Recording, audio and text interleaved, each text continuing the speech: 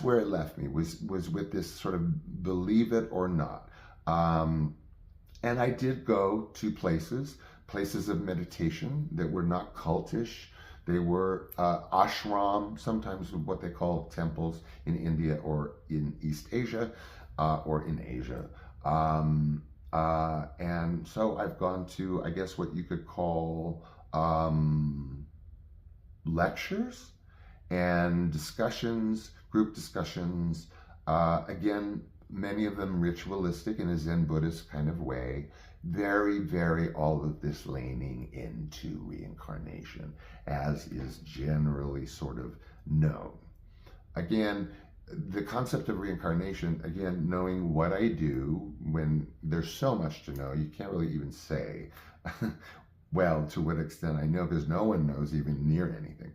But, kind of dovetailing with the fact that I sort of have this scientific mind, as you may have imagined, read the book, and sort of I see, kind of like, this is going to sound kind of wackadoo, but like, there's very kind of, progressive studies going on about how, I don't know, for example, black holes, in fact, cannot maybe destroy matter, that maybe matter is undestroyable, not destroyable.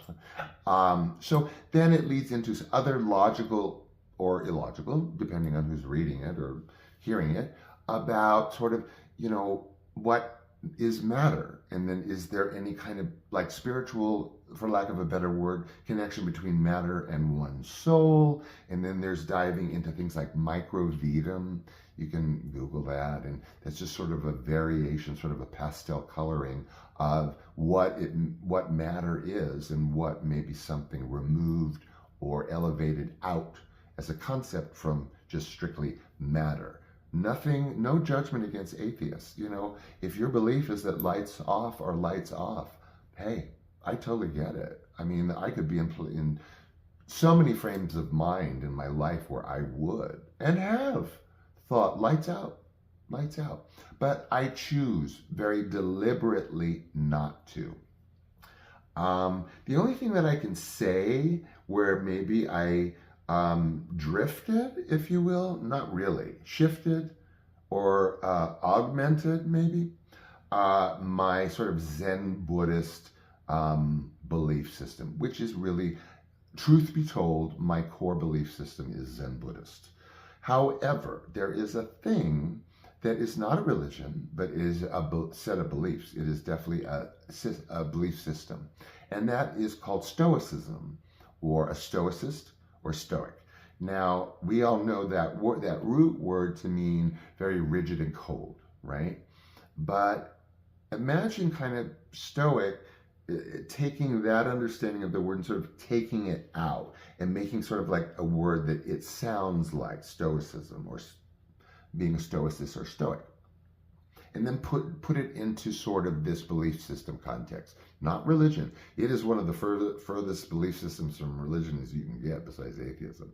Not that it really believes in anything, but Stoicism is, let's say, philosophy.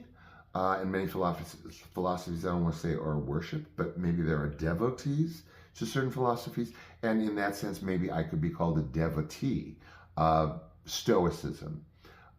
Stoicism, again, is generally known as coldness, somebody who operates from a very sort of cold, unemotional place. But it actually, if you delve into it a little bit deeper, it's a lot about logic and coping.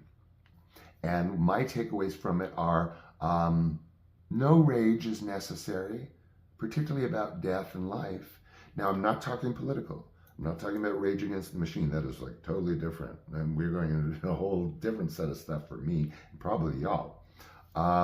But rage, rage, injustice, feeling of injustice as you get older and things like that. The other thing I take away from Stoicism is to just show up with life. Be present. Try to comfort yourself logically and comfort others. And my final takeaway from Stoicism is to just do the loving thing across the board with all the words and all the jumbles. That's one of my major takeaways, is to just really drill down and just do the loving thing. And in as much as you are able to do the loving thing, you are able to maintain your integrity, I think your dignity, and your virtuosity, maybe. I know that's kind of a stretch. So anyway, I hope I kept true to form with the preview. And again, rest in peace, my dear mama. I put up a video. I hope they weren't too morbid, but again, I like to mark passage, one of the components of tonight's show. So I look forward to seeing you tomorrow with all kinds of other stuff. Who knows? And in the meantime, thanks for your support. It really is very well received. And in the meantime, take care of yourself, like I say, and be good to those you care about. Okay, bye.